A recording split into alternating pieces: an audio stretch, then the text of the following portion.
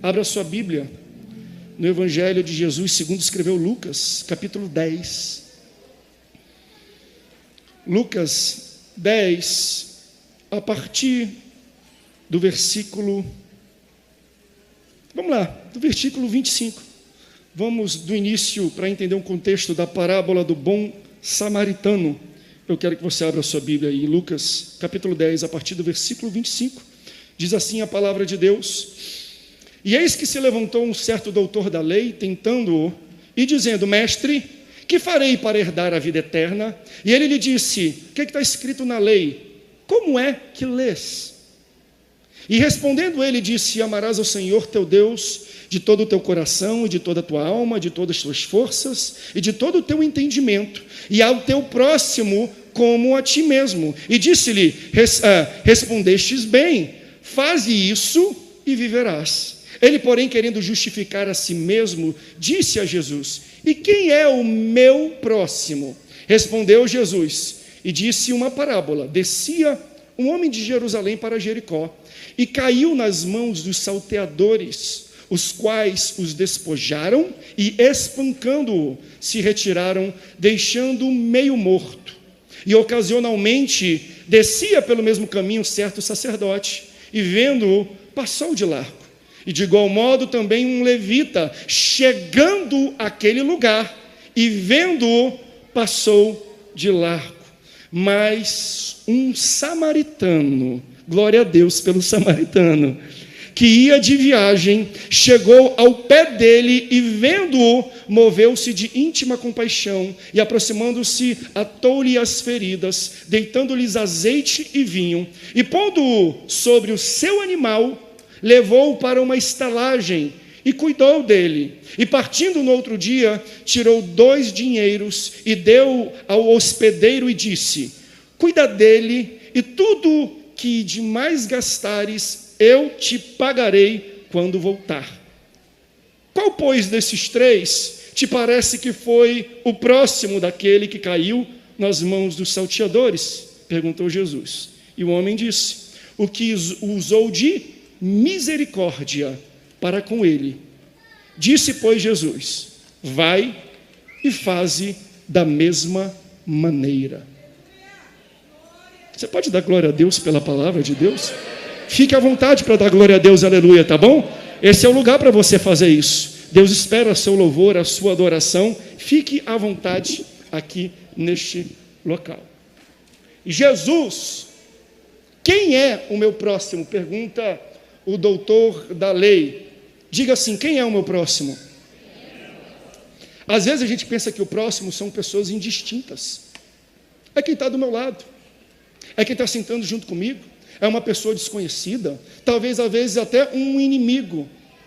Mas lendo essa parábola, eu começo a ver algumas características que Deus define, ou que Jesus entende como definição para entender quem de fato é o meu próximo. Porque às vezes nós temos pessoas que estão sentadas do nosso lado, mas não são tão próximas assim da gente. Às vezes tem gente que está do nosso lado, que a gente pensa que vai nos ajudar, mas quando nos vê caídos na caminhada da vida, viram a cara e passam de largo sem querer ajudar a gente. Jesus, para responder esse homem da lei que queria testar Jesus, perguntando quem era o próximo, a didática de Jesus você já conhece. Ele não deu uma resposta direta. Ele contou uma parábola, uma história, para que o homem criasse um senso crítico e ele chegasse à conclusão de quem era o próximo dele. E ele fala que o homem saiu de Jerusalém para Jericó. Jerusalém era um lugar santo, era o local do templo de Deus, era o local onde iam adorar a Deus, era o local onde iam entregar holocaustos e sacrifício a Deus, era o local de culto. Quem sabe poderíamos aplicar isso como se fosse a igreja. Um homem estava num local de adoração, num local de louvor e de entrega, e ele sai de Jerusalém, ele sai da igreja, e no caminho e na saída da igreja, ele é atacado por salteadores, por assaltantes. Você tem que aprender que ir para a igreja não te exime de dores no caminho e no caminhar da vida. Frequentar a igreja não deixa a gente imune das dores e das perseguições que nós vamos enfrentar na nossa vida. Abel fez um culto e por causa do culto dele, ele foi morto. Então, cultuar a Deus não cria uma blindagem contra a maldade que existe no mundo. Quem já foi assaltado sabe muito bem disso. Você tem um sentimento de impotência, é um sentimento devastador. Eu fui assaltado algumas vezes na minha vida. Uma vez colocaram uma faca aqui atrás e levaram tudo que eu tinha. Outra vez arrombaram um carro, eu nem vi nem percebi. Outra vez eu estava com a minha esposa viajando e roubaram tudo que estava dentro da bolsa dela e a gente nem percebeu. A última vez que eu fui assaltado e que eu tive um sentimento devastador... Oi, meu filho, tudo bem? Tu vai ficar aqui com o papai? Tá bom. A última vez que eu tive um sentimento devastador e o último assalto que eu sofri foi aqui em São Paulo. Eu estava na rodovia dos imigrantes. E aí eu cheguei na Praça do Pedágio. Quando eu baixei o vidro do meu carro, um assaltante chegou, pastor? Não, eu vi o preço do pedágio, R$27. Eu clamei o sangue de Jesus, meu irmão. R$27 para andar nessa rodovia? Assalto à mão armada, crente. Mas sabe, talvez muitos aqui não tiveram encontros devastadores de assalto, mas ninguém aqui nessa igreja está exime disso. Eu tenho certeza que cada um de nós já passamos por problemas, não de assalto, mas de pessoas que entraram na sua vida e roubaram a sua paz. De pessoas que entraram na sua vida e roubaram a sua esperança. De pessoas que roubam a sua unção, te sugam da sua alegria. Pessoas que você abre o coração e acabam com seus sentimentos. Pessoa que você abre o ambiente e a intimidade da sua casa e quebram a comunhão da sua mesa. Pessoas que você traz e acolhe no seu lar e talvez maculam o seu leito conjugal. Encontros devastadores. Pessoas que entram na nossa vida e nos deixam feridas no chão, quase mortos. No caminho vai ter assaltante, no caminho vai ter salteador, no caminho vai ter quem te bata, no caminho vai ter quem te deixe, pega aqui meu amor, vai ter quem te deixe quase morto. Mas eu vim pregar para você que neste caminho também existe um bom samaritano. No caminho também tem socorro. No caminho também vai ter ajuda. Eu posso aplicar isso no ano de 2020, um ano de dor, um ano de perda, um ano de deficiência, mas o que Deus está falando é, não acabou ainda a estrada desse ano, ainda existe um bom samaritano que vai te ajudar e vai te levantar. Louvado seja o nome de Jesus. Esses homens, eles assaltam este rapaz que sai de Jerusalém, ferem ele, mas além de ferir, batem nele. Também, já que já assaltou, por que tem que espancar o homem também? Talvez porque naquele tempo não tinha arma de fogo, porque hoje a arma de fogo de longe você para. Naquele tempo não tinha isso. Eu imagino que assaltaram ele, mas depois bateram para tirar dele a possibilidade de reação. Pessoas que entram na nossa vida e além de nos ferir, batem na gente e tiram da gente qualquer possibilidade de reação. Mas sabe de uma coisa? Que pelo menos eu dou glória a Deus aqui, é que eles bateram e foram embora. Porque às vezes tem gente que fere, que bate e ainda quer ficar do nosso lado. Tem gente que bate, que fere e ainda quer sentar com a gente no lado no púlpito, quer sentar e dar glória a Deus do nosso lado. Eu oro para que Deus afaste de você pessoas que estão te ferindo, pessoas que estão te deixando meia mortas, porque lá na frente Ele vai enviar ajuda e Ele vai enviar socorro. Agora, esse homem pede socorro? Não. Ele grita por ajuda? Não. Por quê? Porque quem está meio morto não fala. Somos nós que temos que ter a sensibilidade de entender quem está meio morto, quem está ferido e quem está precisando de ajuda. Então o que Deus faz? Deus manda socorro.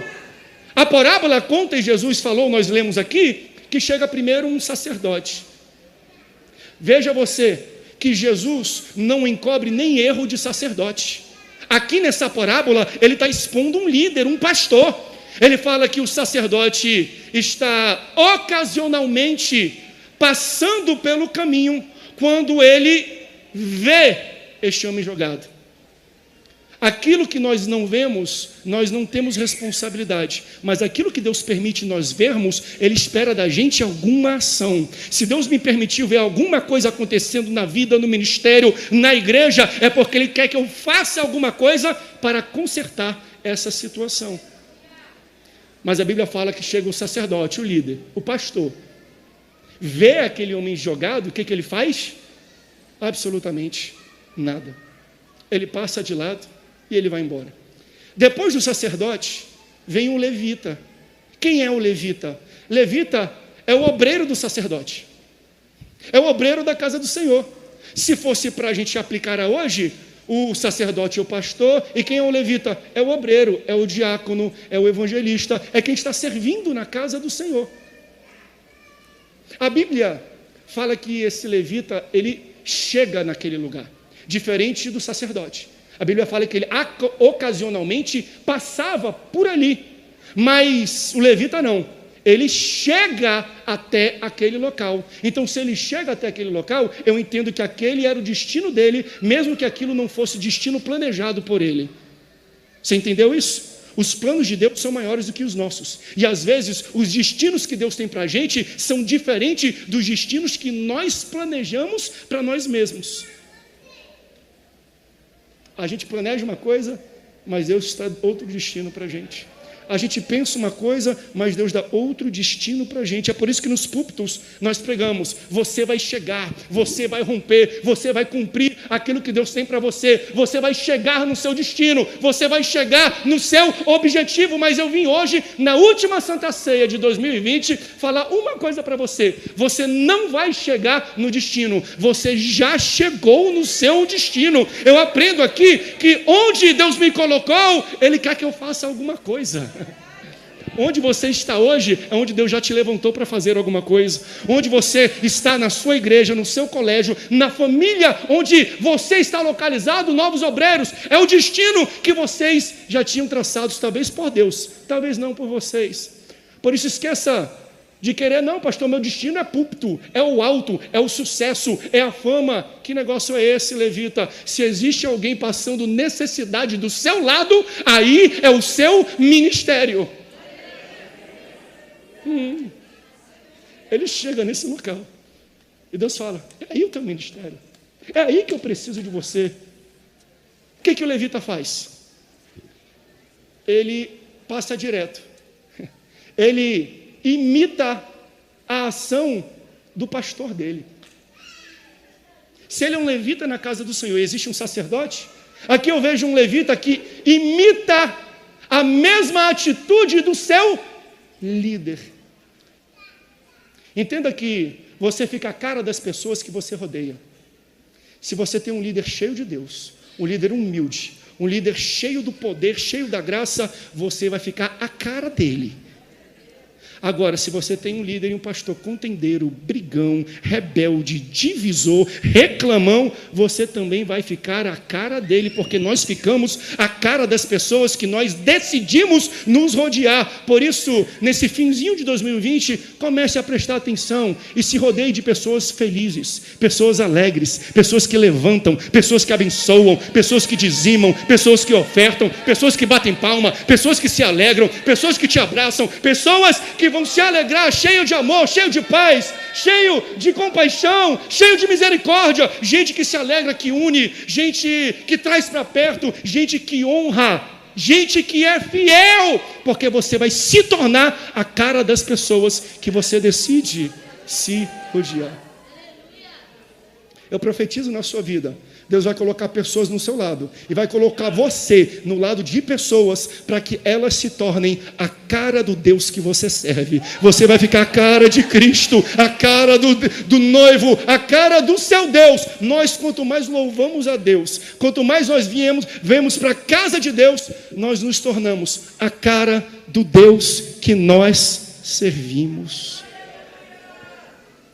Está na sua mão essa opção. O que você quer se tornar? Porque no caminho tem salteador, no caminho tem assaltante, no caminho tem liderança equivocada, no caminho tem liderado que acompanha e segue o exemplo do líder equivocado.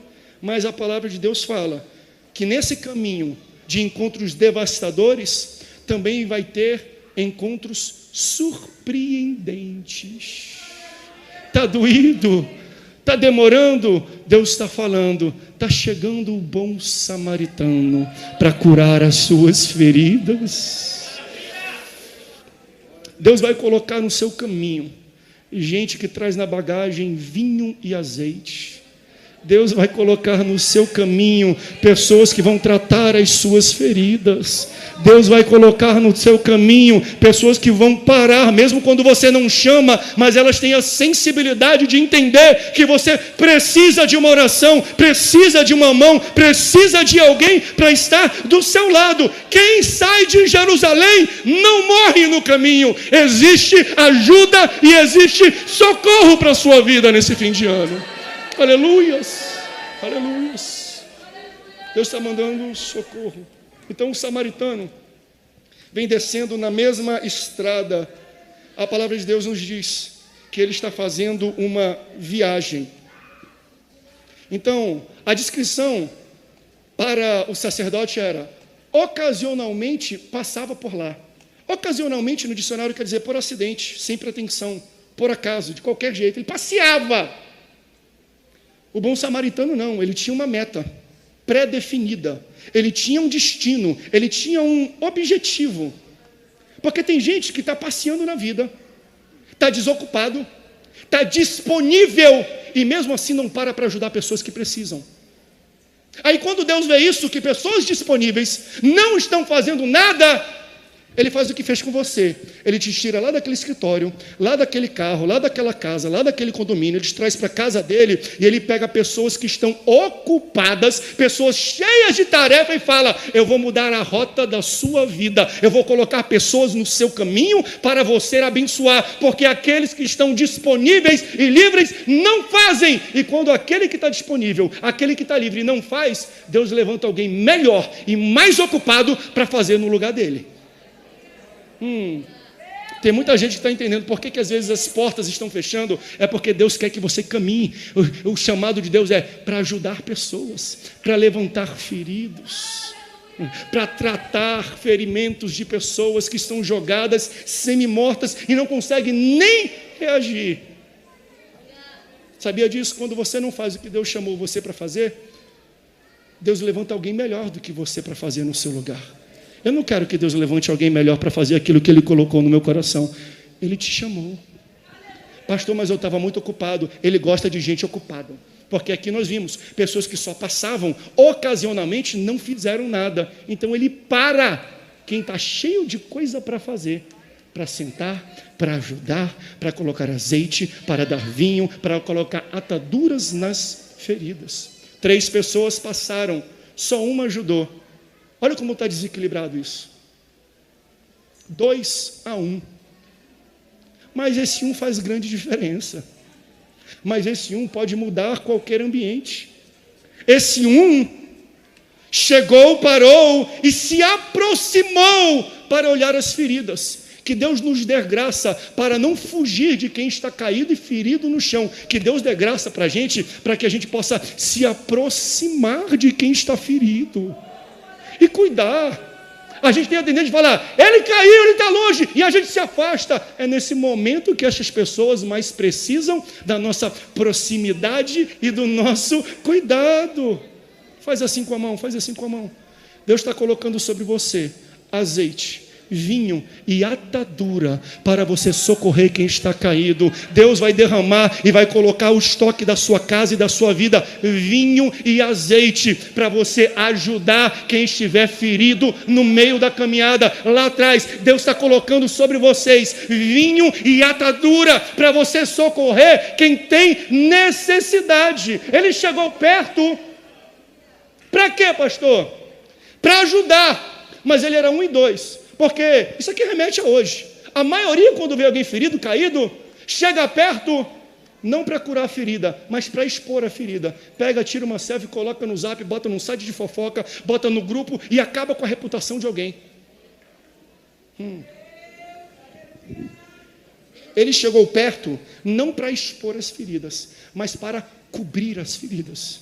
Deus quer uma igreja que cubra as feridas de quem está caído. Não leve o que eu estou falando errado. Eu não disse cobrir o pecado, eu disse cobrir as feridas, porque muita gente quer. Por que ele caiu? Onde ele caiu? Com quem ele caiu? Eu não quero nem saber a razão pela qual ele caiu. Eu primeiro quero cuidar das feridas, eu quero cobrir ele e eu quero cuidar dele, senão a gente vai expor. A gente expõe. Eu digo isso para a geração do smartphone. Troca o teu smartphone por azeite, vinho e atadura. Para de expor as pessoas, cuide e cure as pessoas. Para de julgar as pessoas. Deus levanta uma igreja em 2021, onde durante uma pandemia, famílias estão destruídas, acabadas, desestruturadas. Qual é o papel, pastor, para o ano de 2021 da nossa igreja? Carregar vinho, carregar azeite e atadura, e curar, e cobrir as feridas das pessoas. Eu não quero nem saber. Cubra, meu filho, cubra a ferida. Quando a gente cobre a ferida das pessoas, as moscas varejeiras que estão bisbilhotando, elas têm que ir embora procurar uma outra ferida. Aqui não, aqui a gente não expõe ferida, aqui a gente cuida do ferido. Arabaçu cantarás. Sabe, é por isso que eu amo a Assembleia de Deus, a igreja a qual eu sirvo. E a gente fala, meus filhos e meus netos terão a mesma fé que nós temos e servirão com alegria a Deus aqui, na Assembleia de Deus. Embora, às vezes, eu me preocupe, porque esse 2-1 também pode acontecer dentro da igreja. Será que a gente tem mais gente expondo do que gente ajudando e curando? Porque, eu vou falar uma coisa para você, como pastor, no ano de pandemia, 180 igrejas, é muito problema para resolver. É muita gente ferida, é muita gente caída nesse ano, é muita família desestruturada, é muita finança toda atrapalhada. E aí como é que nós conseguimos cuidar de tudo isso? Algumas pessoas questionam assim. Eu já vi pastor Samuel, pastor André, como é que pode 180 igrejas, tantas famílias, a minha tem tanto problema, como é que vocês conseguem gerir todos esses problemas? Vocês têm equipe de advogado? Não. Embora tenha para a administração da igreja, mas não para os problemas corriqueiros da igreja. Tem psicólogos? Tem, mas eu não tenho um psicólogo por igreja. Tem psiquiatra? Não. Tem quem entende dos relacionamentos humanos? Algumas pessoas. Não tem médico, não tem advogado, não tem psiquiatra, não tem psicólogo? Não. Mas tem uma coisa que na Assembleia de Deus tem, que esse pessoal não sabe. Existe dentro da Assembleia de Deus um negócio chamado círculo de oração. Mas pastor, elas entendem de direito? Não. Elas entendem de psicologia? Pouco. Elas entendem de psicanálise? Não dica de nada. Mas tem umas coisas que elas são experts. Oração. Aí vem os problemas. Aí uma chega no culto, chega outra no culto, chega outra no culto, você vê o joelho calejado de tanto orar, aí uma puxa o hino da harpa 32, outra puxa o 144, outra puxa o 207, e daqui a pouco elas se ajoelham, começam a orar, e tudo que estava travado começa a se desenrolar pelo poder do Espírito Santo. Irmãs assembleanas, levantem a mão para mim, por favor. Ei, não para de orar não. Deus coloca sobre vocês azeite e vinho e atadura, é pelo joelho de vocês, é pela oração de vocês, irmãs assembleianas, que nós, pastores, conseguimos gerir um campo tão grande. Eu sei que é difícil, mas Deus manda falar para vocês especificamente. Não para.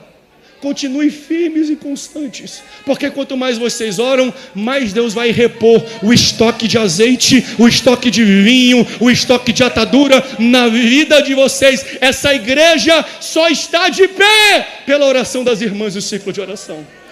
Só. Como é que a gente vai resolver tudo isso, pastores? Tanto problema, não tem saída.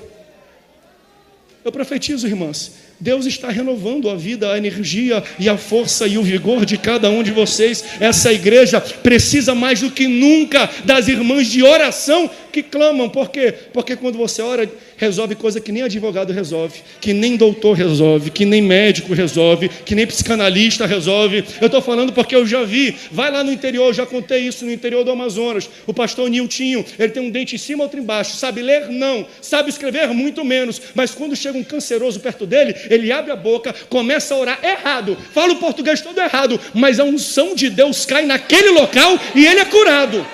Eu já vi. Azeite, vinho e atadura. Esse é o chamado para a nossa igreja para o ano de 2021.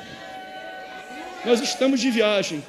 E esse homem também estava de viagem. Aí o que ele leva na bagagem dele? Coisas para consumo pessoal. Talvez uma troca de roupa, talvez uma comidinha. E a Bíblia diz que na bagagem ele leva vinho, que na bagagem ele leva azeite. Para quê? Para consumo próprio. Ele leva para ele. Mas quando ele vê alguém que precisa, ele pega aquilo que é dele e ele oferece para esta pessoa. Porque no reino de Deus funciona assim. No mundo as pessoas falam assim, ó, eu vou guardar porque um dia eu posso precisar. Sabe como é no reino de Deus? Eu preciso dar, porque um dia eu vou precisar. Ei, você sabia que para homens que nem esse bom samaritano, nunca vai faltar socorro? Porque tudo que ele tinha, ele ofereceu para os outros. E é dando que se recebe, não é assim que a palavra de Deus fala.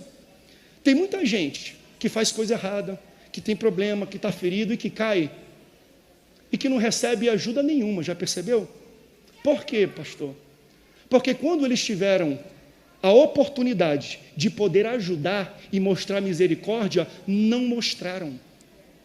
E é difícil a gente, às vezes, receber aquilo que a gente não deu. Não guarde o teu azeite, não. Não guarda o teu vinho, não. Não guarda a tua compaixão. Não guarda a sua misericórdia. Deus está falando. Você precisa usar para você ter.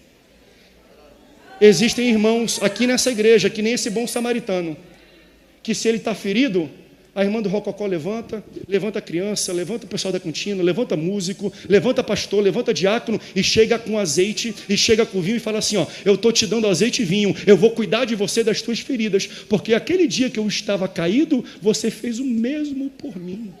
Você quer receber misericórdia? Dê misericórdia. Você quer receber graça? Seja graciosa. Você não precisa guardar para ter, você precisa usar para ter. Use aquilo que Deus colocou na sua mão, que nunca vai te faltar. Use a misericórdia que Deus derramou sobre você, que nunca vai te faltar misericórdia. Use o azeite, use a atadura, use o vinho que Deus colocou na sua vida para os outros, entregue aos outros, dê a quem está necessitado, mesmo sendo seu, para subsistência às vezes, ou consumo próprio. Deus está falando, é quanto mais você usa, que você tem, é quanto mais você dá, que você recebe. E esse é o mesmo princípio que a gente vê na segunda ação dele, porque ele desce, ele se aproxima, ele vê as feridas, e ele bota ataduras, ele faz band-aid, ele faz curativos nesse homem. E aí o que ele faz? Ele pega e coloca o homem no cavalo dele, no lugar que era dele. Tem algo muito profundo, forte nisso aqui, porque Deus, ele abençoa pessoas, mas às vezes as pessoas não entendem. E ao invés de abençoar as outras com a bênção de Deus, elas guardam para si próprias. E aí elas esnobam. Por que você acha que Deus te deu um carro zero, irmão?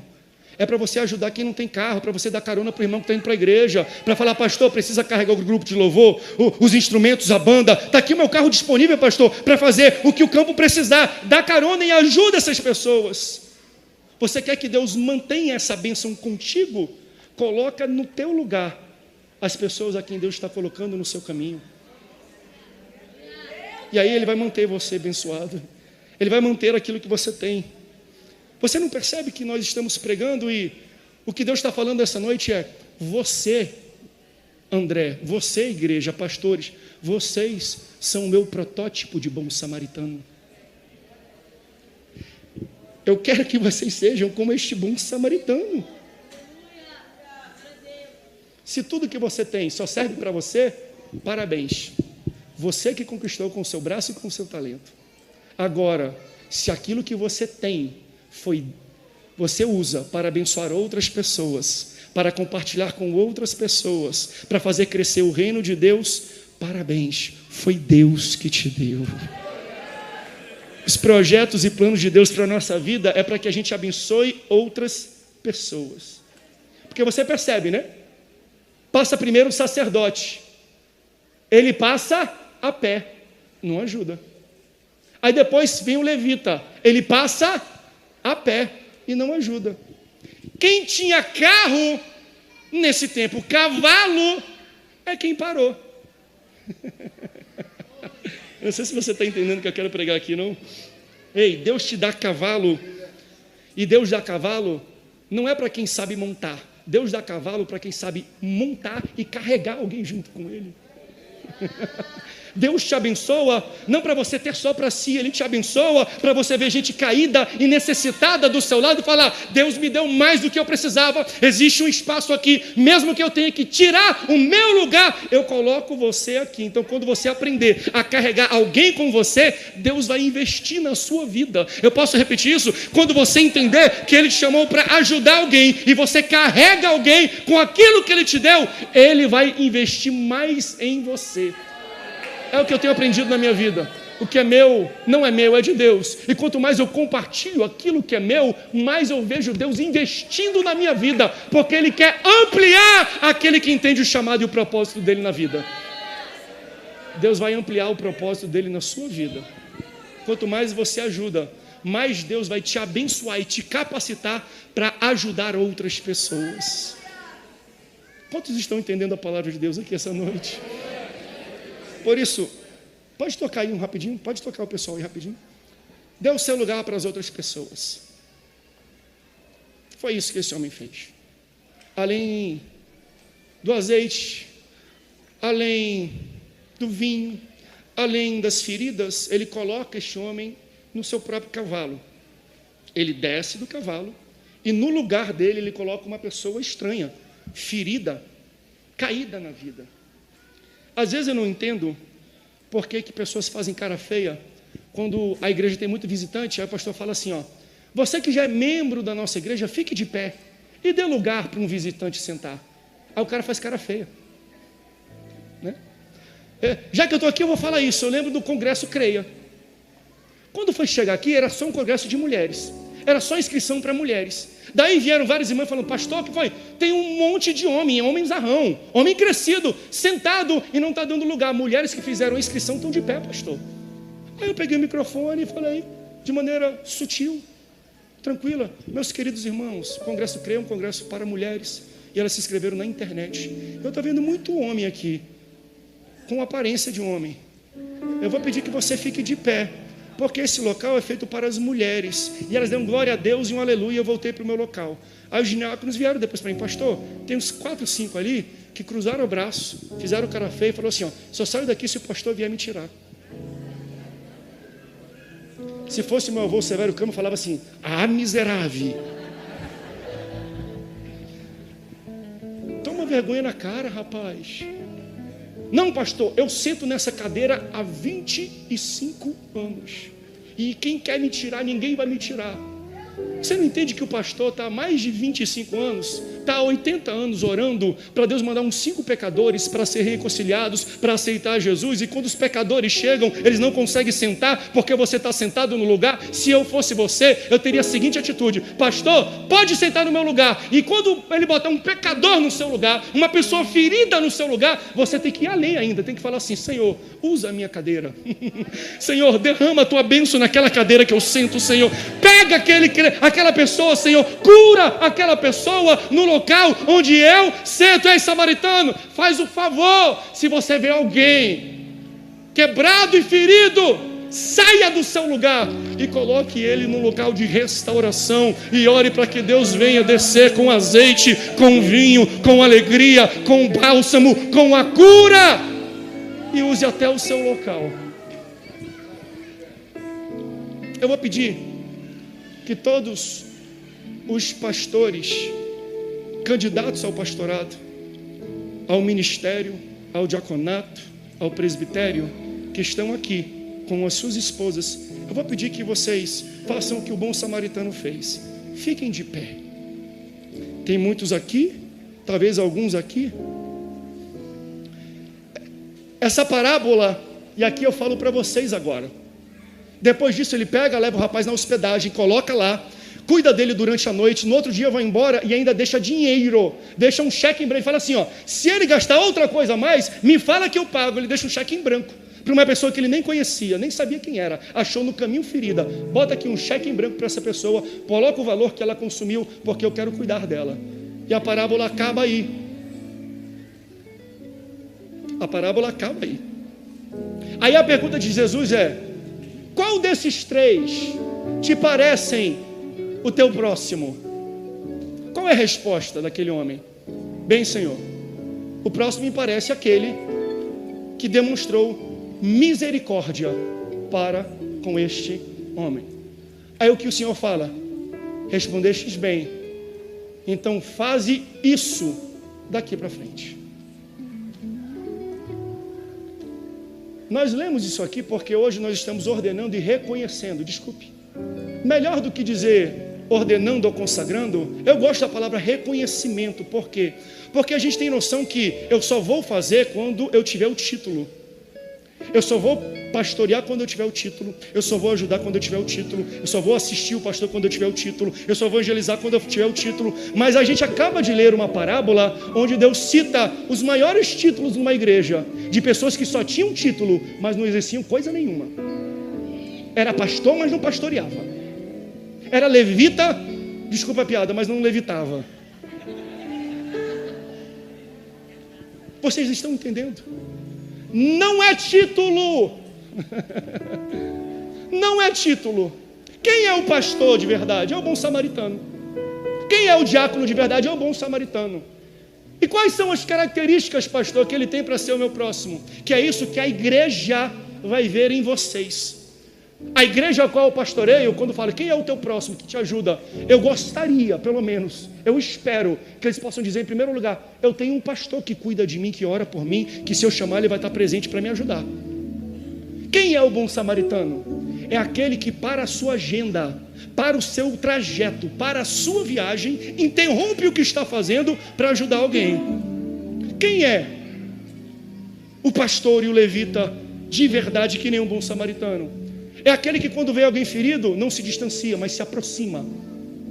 Quem é um bom pastor, um bom ministro e obreiro na casa do Senhor? É aquele que quando vê alguém ferido, não expõe, mas cobre e cuida. Se necessário, tira do próprio bolso para ajudar a pessoa. Quem é o pastor e o obreiro que Deus espera e separa na Assembleia de Deus da cidade de São José dos Campos? É aquele que sai do seu lugar e cede o que ele tem para cuidar, para zelar, para curar, para levantar outras pessoas. Porque todo aquele que invocar o nome do Senhor será salvo. Como, pois, invocarão aquele em quem não creem? E como crerão naqueles de que não ouviram? E como ouvirão, se não há quem pregue? E como pregarão, se não forem enviados? Como está escrito: quão formosos os pés dos que anunciam o evangelho de paz, dos que trazem alegres novas de boas coisas. Mas nem todos têm obedecido ao evangelho, pois Isaías diz: Senhor, quem creu na nossa pregação? De sorte que a fé é pelo ouvir, e ouvir pela palavra de Deus. Romanos capítulo 10, versículo 13 ao 17.